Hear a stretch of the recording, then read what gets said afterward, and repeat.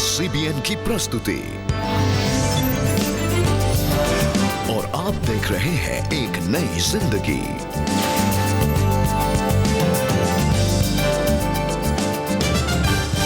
Good morning दोस्तों, welcome to another episode of एक नई जिंदगी। गुड मॉर्निंग दोस्तों, एक नई ज़िंदगी के आज के प्रोग्राम में आपका स्वागत है और हमारी प्रार्थना है कि आप सब अपने घरों में खैरियत से हैं। और दोस्तों, आज भी हम काइंडनेस के बारे में बात करेंगे। तो आज हम जानेंगे कि क्या हम हमारे जीवन में जो अनजान लोग आते हैं या स्ट्रेंजर्स से कभी हमारा सामना होता है, तो क्या हम स्ट्रेंजर्स को काइंडनेस दिखा सकते हैं? बिल्कुल सही कहा रेबेका। आपको याद होगा, मेरा एक फ्रेंड है अनुपम जी, है ना। अचानक एक काली रात थी और बारिश हो रही थी और एक नौजवान ने मेरे से लिफ्ट मांगी। वैसे तो डर लगता है कि किसी को लिफ्ट दें आज के ज़माने में, पर पता नहीं क्यों मेरे मन में आया कि इसको लिफ्ट दे दूं। बड़ी जल्दी में था वो, और उसको लिफ्ट देने के बाद उसको उस मंजिल तक पहुंचाया, उसको जहाँ जाना था। और वो इतना शुक्रगुजार हुआ, पता चला बहुत बड़ा आर्किटेक्ट बना वो, और आज तक वो मेरा बड़ा अच्छा फ्रेंड है। दोस्तों, a small act of kindness can win you one of a beautiful friend also. yes, absolutely. And God gives us opportunities amazingly. He gives us so many opportunities. परमेश्वर हमें रोज़ाना अलग अलग मौके देता है ताकि हम एक दूसरे को काइंडनेस दिखा सकें, भलाई दिखा सकें। परमेश्वर हमें बुद्धि, समझ और ज्ञान भी दे ताकि हम इन अपॉर्चुनिटीज़ को गंवाएं नहीं। ये समझाने के लिए हमारे दर्शकों के लिए कोई सच्ची कहानी है क्या? जी बिल्कुल, एक बहुत ही अच्छी और सच्ची कहानी है। और दोस्तों, आइए आज हम आपकी मुलाकात कराएं हेनरी केकॉन से, जिन्हें उनके अपनों ने और समाज ने ठुकरा दिया। वो एक बहुत ही दयनीय अवस्था में थे, जेल में बंद थे, बहुत मुश्किल में वो थे। लेकिन जेल में उन्होंने परमेश्वर की काइंडनेस को जाना, और जब वो जेल से बाहर आए तब भी उन्होंने एक ऐसे काइंड एक्ट्स को अपने जीवन में देखा जिन्होंने उनके जीवन को बदल दिया। आइए दोस्तों, इनकी कहानी हम सुने। मुझे ये कहते हुए बहुत तकलीफ हो रही है कि मेरी माँ हमें साल 1995 में छोड़कर चली गई थी। तब मैं 3 साल का था और मेरी बहन 10 महीने की। पिताजी शराबी थे, तो उसकी वजह से वो मेरा और मेरी बहन का ध्यान नहीं रख पाए। तो मेरी मौसी ने हमें अपनाया और हमें वो कोहिमा लेकर आ गईं ताकि हम पढ़ सकें, और उन्होंने हमें प्रभु के नाम से बड़ा किया। पर जैसे ही मैं बड़ा हुआ, मैंने जुआ खेलना शुरू कर दिया और मैं कई बुरी संगतों में पड़ गया। तो मेरी लत की वजह से मैं अपने परिवार के प्रति उदार या फिर नर्म नहीं था। साल 2012 में मेरी शादी हुई, मेरे 2 बच्चे हुए। पर जैसे जैसे समय बीता, मेरा वैवाहिक जीवन इतना अच्छा नहीं रहा, क्योंकि मैं बुरी आदतों में इतना घुस चुका था कि मेरे परिवार वालों और साथ ही मेरी पत्नी के बीच हमेशा असहमति रहती थी। कुछ महीनों के बाद मेरी पत्नी चल बसी, और जिसका लोगों ने मुझ पर उसके न रहने की जानकारी होने का आरोप लगाया, जो कि एकदम सही नहीं था। तो इन सब परेशानियों का सामना करने के बाद भी मैं यीशु के पास नहीं गया। पर पता है, मैं पहले से और बुरी हालत में था और मैं लोगों से डरा धमकाकर पैसे ऐंठा करता था और मैं उन्हें मारता भी था। तो एक दिन हमेशा की तरह मैं पैसे ऐंठने के लिए निकला और मैं कोहिमा में पकड़ा गया, और मुझे कुछ लोगों ने मिलकर बहुत मारा और मुझे 3 दिनों के लिए जेल में रखा गया था। मेरी पिटाई हुई थी, तो मेरा पूरा शरीर बुरी तरह से दर्द कर रहा था। साथ ही साथ मैं घुट भी रहा था। उस समय मेरे परिवार वाले, मेरे दोस्त, वो लोग जिन्हें मैं जानता था, हर किसी ने मुझे नकार दिया था। मेरे पास प्रभु के सामने रोने के अलावा और कोई भी चारा नहीं था। तो मैं प्रार्थना कर रहा था, और तीसरे दिन एक पादरी जेल में सबकी सेवा कर रहे थे, और वो मेरे पास आए और उन्होंने कहा कि मैं यहाँ ये बताने के लिए आया हूँ कि यीशु तुमसे प्रेम करते हैं। उनके शब्द सुनकर मैं इतना प्रभावित और भावुक हो गया कि जब लोगों ने मुझे नकार दिया था, जब दुनिया ने मुझे नकार दिया था, प्रभु यीशु ने मुझे नहीं नकारा। और उन्होंने एक प्रेरक को भेजकर मुझसे ये कहने को कहा कि वो मुझसे प्रेम करते हैं। मेरे लिए वो सब कुछ था, और मुझे पता नहीं क्यों, पर आंसू मेरी आंखों से बह रहे थे। और मैंने यीशु मसीह को अपना प्रभु और अपना रक्षक माना और उन्हें पूरे दिल से स्वीकार किया। जेल में रहने के दौरान मैं प्रभु से ये प्रार्थना करता और अक्सर कहता कि प्रभु, अगर आपने मुझे बचाया है तो आपने मुझे सिर्फ इन 4 दीवारों में रहने के लिए नहीं बचाया, बल्कि आपने मुझे अपने नाम के यश को रखने के लिए बचाया है। तो आप मुझे अपने तय समय पर छुड़ाएं, मुझे आज़ाद कराइए। तो ये मेरी जेल के अंदर प्रार्थनाएं होती थीं। तो इस तरह से प्रभु ने मुझे जेल से निकाला। पता है, मैं प्रभु से प्रार्थना कर रहा था कि वो सही शख्स को मेरे जीवन में भेजें ताकि वो मेरी मदद करे, और प्रभु ने मेरी प्रार्थनाएं सुनी और उन्होंने डॉक्टर रोलैंड लोथा के पास मुझे भेजा और हमारी मुलाकात हुई। और फिर मेरा दुख दर्द सुनने के बाद मेरी परेशानियों को, मतलब कि उन्होंने मुझे अपने भाई के तौर पर स्वीकारा और उन्होंने मेरी सभी परेशानियों में मेरी मदद की। मैं अपने लिए एक जीवन साथी और अपने बच्चों के लिए एक माँ के लिए भी प्रार्थना कर रहा था, और प्रभु ने मेरी प्रार्थनाएं सुनी और हमने फैसला किया कि हम शादी करेंगे। और मैंने फैसला किया कि सारा खर्च मैं खुद उठाऊंगा, पर असल में वो मेरे लिए मुमकिन नहीं था। तो मैंने डॉक्टर रोलैंड को अपनी ये परेशानी बताई और उन्होंने मेरा सारा खर्च उठाया। आज भी जिस घर में मैं रह रहा हूँ वो डॉक्टर रोलैंड लोथा की वजह से है, और मेरे बच्चों की पढ़ाई का खर्च भी वही संभाल रहे हैं। तो मैं प्रभु का सच में धन्यवाद करना चाहता हूँ, क्योंकि मैं कभी भी लोगों के प्रति उदार नहीं था और मैं सच में इन चीज़ों का हकदार नहीं हूँ जो मुझे इस समय मेरे जीवन में मिल रही हैं। पर प्रभु एक कृपालु पिता हैं, वो हमारी प्रार्थनाओं को सुनते हैं, वो मुझे यहाँ तक लेकर आए हैं, तो मैं उनका आभारी हूँ। You're a good, good father.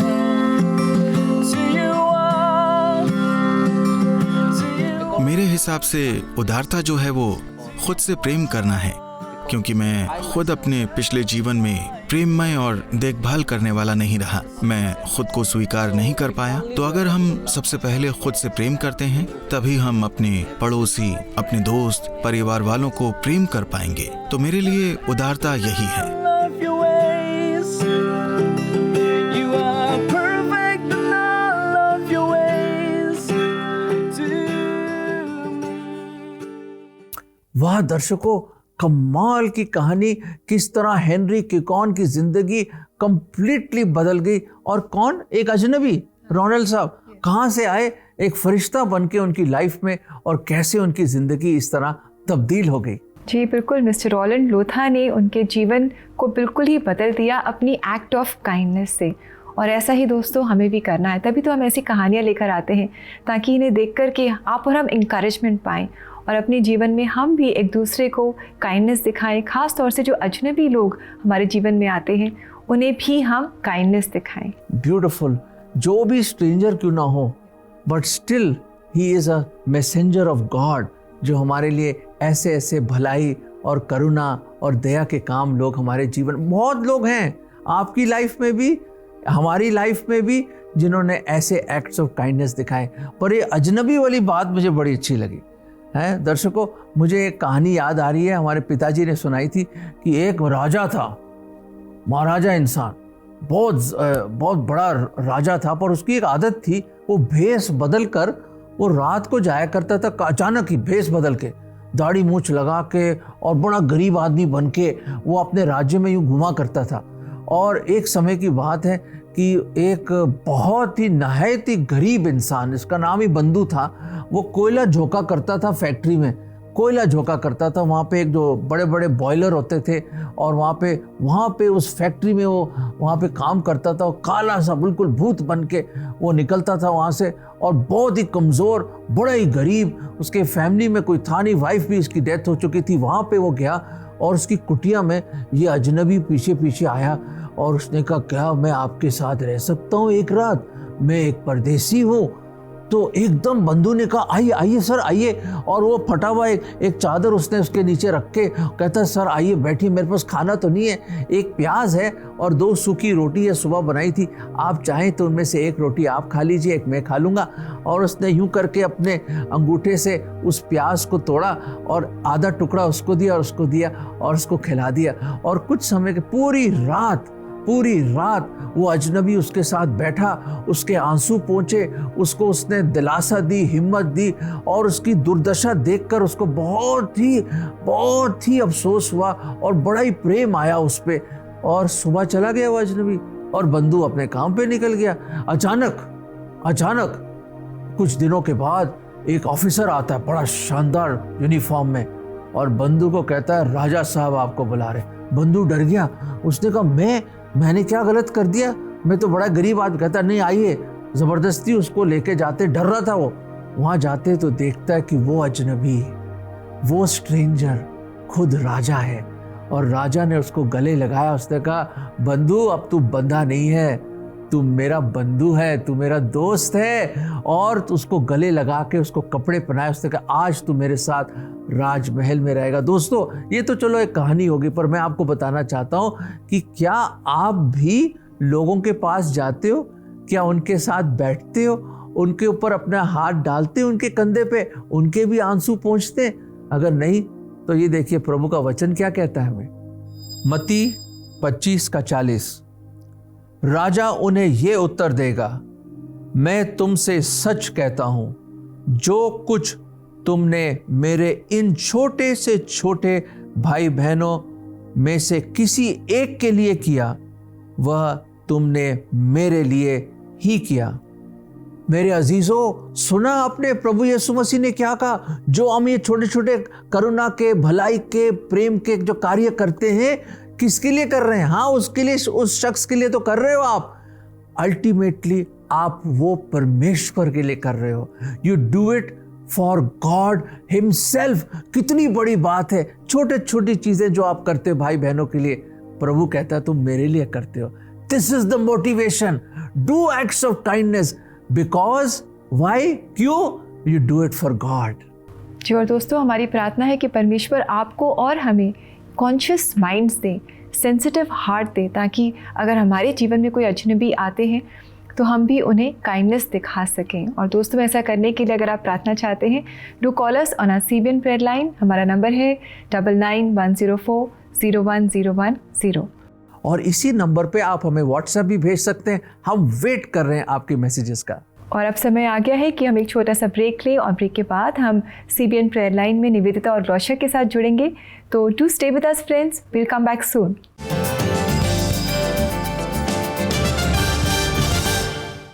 Love is patient. প্রেম স্নেহিল হয়। প্রেমলে ঢা গড়াই না। প্রেম নিজে প্রশংসা কখনো নিজে করে না। से अभिमानी हुए नहीं। वह बुराइयों का कोई लेखा जोखा नहीं रखता। प्रेम सख्त नहीं ਹੁੰਦਾ, प्रेम खुदगर्ज नहीं ਹੁੰਦਾ, ਅਤੇ ਆਸਾਨੀ ਨਾਲ प्रेम क्रोधी नहीं बनता।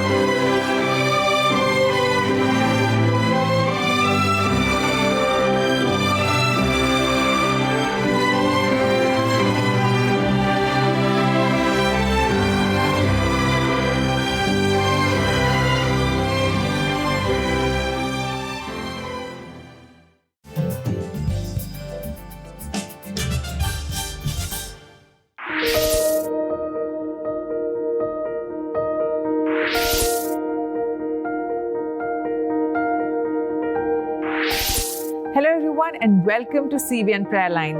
Hello everyone. निवेदिता, मुझे याद है पहली बार मैं जब आपसे मिली थी, आप एक स्ट्रेंजर थे, पर मुझे याद है निवेदिता ने मेरे साथ बहुत अच्छे से बात किया और उसने मुझे बहुत कंफर्टेबल फील कराया। Of course, ग्लोशिया, थैंक यू वो टाइम शेयर करने के लिए। आज हम प्रार्थना करेंगे कि परमेश्वर हमारे दिल को बदले और हम स्ट्रेंजर्स यानी कि अजनबियों को प्रेम दिखा सके और उनके साथ दया दिखा सके। बाइबल में हम देखते हैं एक वचन है इब्रानियों 13:2 कि अजनबियों की सेवा करने में पीछे ना रहो। लेकिन क्या ये इतना आसान है? कभी कभी शायद नहीं, पर हमें इसमें परमेश्वर की सामर्थ की जरूरत है। तो आइए प्रार्थना करते हैं ताकि हमारा स्वभाव भी परमेश्वर की तरह हो जाए। इसी के साथ हम अपने पहले रिक्वेस्ट के लिए प्रार्थना करेंगे। सेवा कर रहा हूं मैं। प्रार्थना का विषय ये है कि वहाँ पर पानी की बड़ी दिक्कत है। कृपया आप प्रार्थना करें ताकि जो लोग परेशान हैं, पानी के लिए दूर दूर भागना पड़ता है, प्लीज आप उनके लिए प्रार्थना करें। ताकि परमेश्वर वहाँ पर पानी की कोई व्यवस्था करे। आइए भाई, हम आपके लिए प्रार्थना करते हैं। पिता परमेश्वर, हम इस प्रार्थना निवेदन को आपके हाथों में देते हैं। पिता परमेश्वर, ये भाई अजनबियों के बीच में पिता परमेश्वर सेवा कर रहे हैं और ये चाहते हैं कि वहाँ पे पानी का प्रबंध हो सके। हम चाहते हैं पिता परमेश्वर कि आप उन लोगों के बीच में पानी का एक स्रोत दे सके पिता परमेश्वर, पानी का एक सोर्स दे सके उनको पिता परमेश्वर, ताकि उनके जीवन में कुछ आराम हो सके पिता परमेश्वर। और हम मांगते हैं कि इनकी जो भी आशा है पिता परमेश्वर, इनकी जो भी प्रार्थना है आपसे पिता, वो अपने समय पर पूरी होने पाए और उन लोगों को पानी के मिलने की वजह से राहत मिले पिता परमेश्वर। हम इस प्रार्थना निवेदन को आपके हाथों में देते हैं और मांगते हैं इस दुआ को यीशु मसीह के नाम में, आमीन। आमीन। भाई, हम आपके लिए धन्यवाद देना चाहेंगे कि आप इतनी बड़ी सेवा को कर रहे हैं और आपको एनकरेज करना चाहेंगे कि हम आपके लिए प्रार्थना कर रहे हैं, आप निराश ना हो। परमेश्वर ने आपकी प्रार्थना सुनी है और वो ज़रूर उत्तर देंगे। आइए हम अपने अगले प्रेयर रिक्वेस्ट के लिए प्रार्थना करें।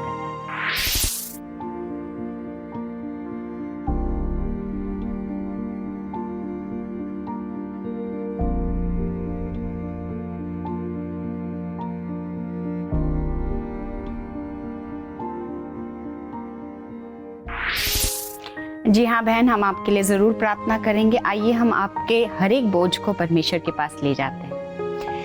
पिता परमेश्वर, हम धन्यवाद देते हैं और बहन के इस प्रार्थना निवेदन को आपके हाथ में सौंपते हैं। और जैसे आपका वचन कहता है Psalms 55 वर्स 2 में, to cast all your burdens upon him.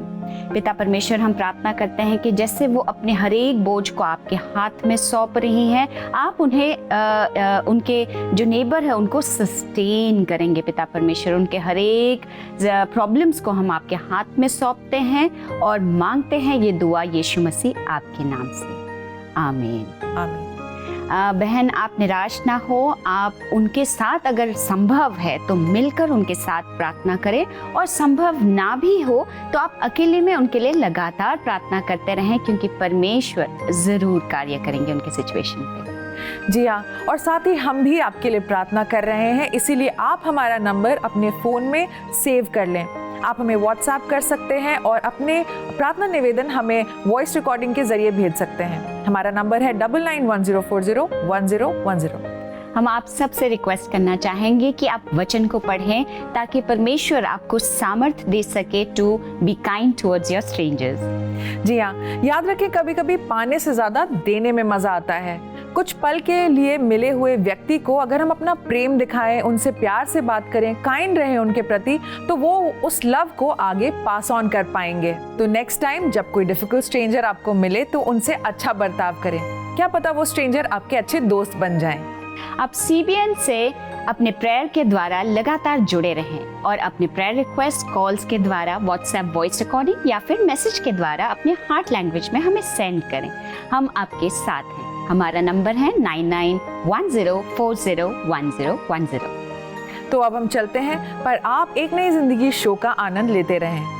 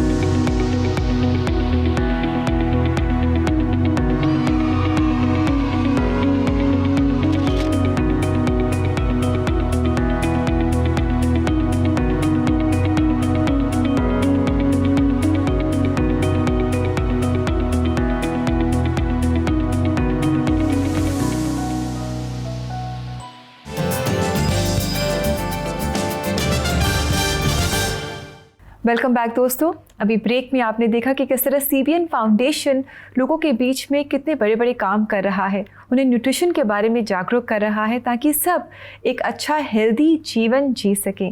और आप भी इनके सहभागी ज़रूर बने। ऐसा करने के लिए आप इनकी वेबसाइट को विज़िट कर सकते हैं। इनका एड्रेस है www.cbnf.org और आपकी सहभागिता से ये अपने काम को और बढ़ा चढ़ा करके और अच्छे से कर पाएंगे। बहुत ही अच्छे कार्य हैं ये और बिल्कुल हमारे थीम से बिल्कुल मेल खा रहे हैं। The acts of kindness to strangers और अजनबी लोगों को। फ्रेंड्स, आप भी जुड़िए और परमेश्वर की महिमा होगी इसमें। जी, और आइए दोस्तों आगे बढ़ते हुए अब हम पढ़ें आपके द्वारा भेजे गए मैसेजेस। और हमें बहुत अच्छा लगता है जब आप हमें इंकरेज करते हैं अपने मैसेजेस के द्वारा और हमें बताते हैं कि किस तरह परमेश्वर ने आपके जीवन में बड़े बड़े काम किए हैं। तो यानी कि समय है शुक्रिया शुक्रवार का।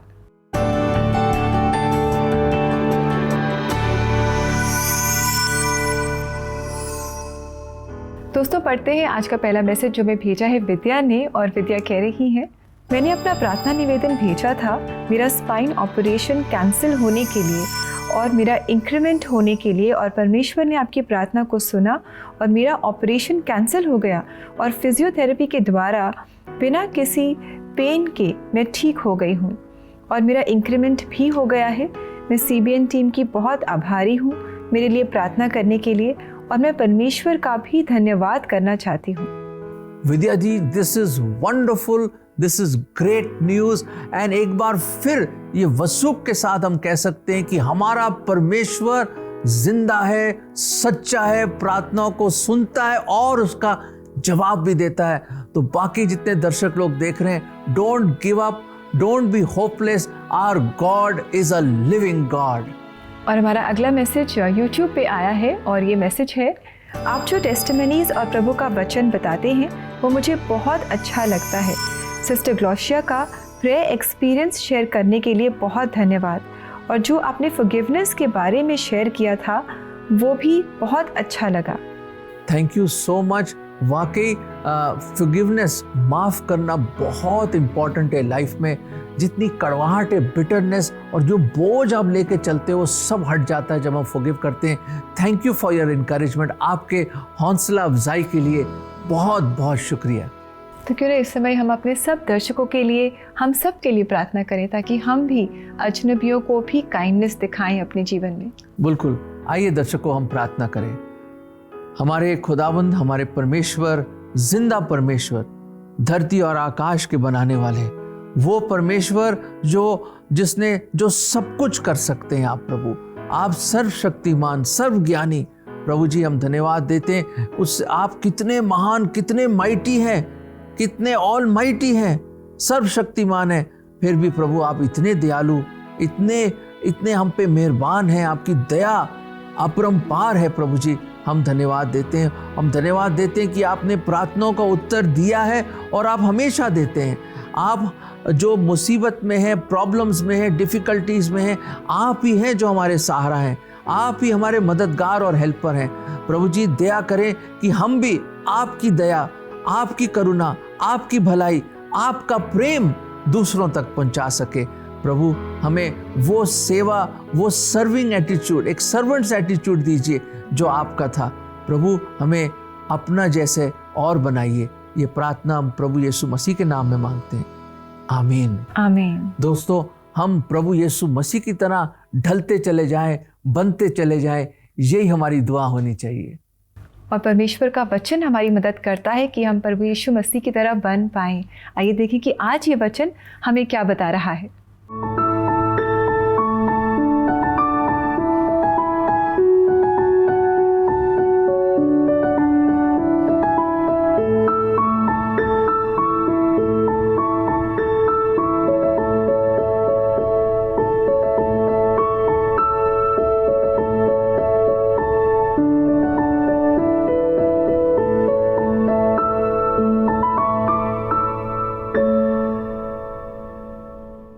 आज का ये वचन हमें इंकरेज कर रहा है कि हम एक दूसरे से प्रेम करें, भाई बहन के समान हम एक दूसरे को प्रेम करें और एक दूसरे को हॉस्पिटैलिटी दिखाएं, काइंडनेस दिखाएं।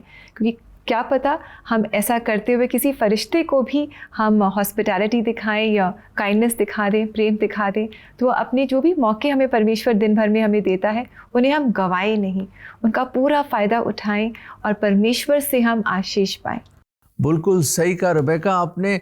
यही तो आज हमने सीखा कैसे हेनरी की लाइफ बदल गई जब रोलैंड साहब उनकी लाइफ में आए, एक अजनबी बनकर, एक फरिश्ता बनकर, और कैसे इम्पैक्ट आया उनकी लाइफ में और पूर्ण रूप से परमेश्वर ने उनकी ज़िंदगी बदल दी। और हमने ये भी उस वचन में देखा कि जो आप भाई बहनों के लिए करते हो, आप किसके लिए करते हो? परमेश्वर के लिए करते हो और उसकी महिमा के लिए करते हो।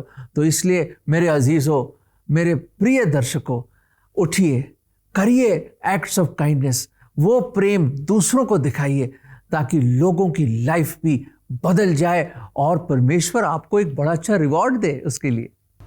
दोस्तों, ऐसा करना आसान नहीं है मुश्किल। राहों में शायद बहुत सारे कांटे हों, बहुत सैक्रिफाइस आपको करना पड़े, लेकिन आप पीछे ना हटें, परमेश्वर की मदद से ऐसा करें। और ऐसा ही एक गीत हम आप लेकर आए हैं आपको इंकरेज करने के लिए, और ये गीत है राहों में अगर कांटे हों, रुकना नहीं, चलते जाना।